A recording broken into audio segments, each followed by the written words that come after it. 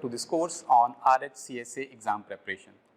In this introductory video, we are going to learn a little bit about me, about the exam details, the course structure and the learning approach that we are going to follow. My name is Baljit Singh Saini. I have a teaching experience of more than 13 years and I have helped many professionals and students clear the Red Hat Certified System Administrator exam. Now, what is the course objective? Why we have floated this particular course? So, the core objective of this course is to help anyone to clear the RHCSA exam. Now, what are the exam details? So, I am not going to get too much into it, but just an overview. The exam is a little different. The format is hands-on questions rather than the objective type.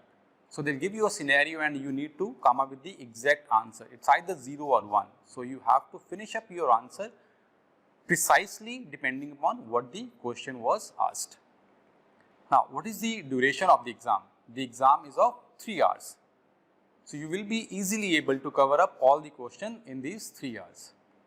And what is the passing criteria?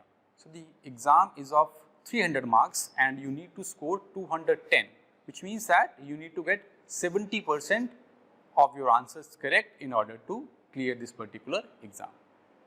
Now, what is the course structure? So, we are covering all the objectives as specified by Red Hat. So, we will be starting with the basics of the file creation, file management and all basic commands that you need to know. Thereafter, we will get into the advanced topics like user management, managing the running systems, then handling local storage, then getting on to security, networking and finally, we will end up with containers. So, all these things we are going to cover so that we are able to attempt the exam as per the objectives specified by Red Hat. Now, what will be our learning approach?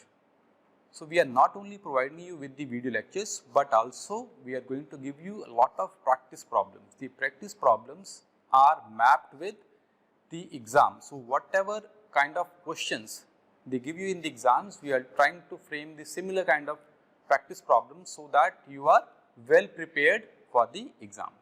So, that is all about the introduction to the course. Up next, we are going to start with the Linux basics.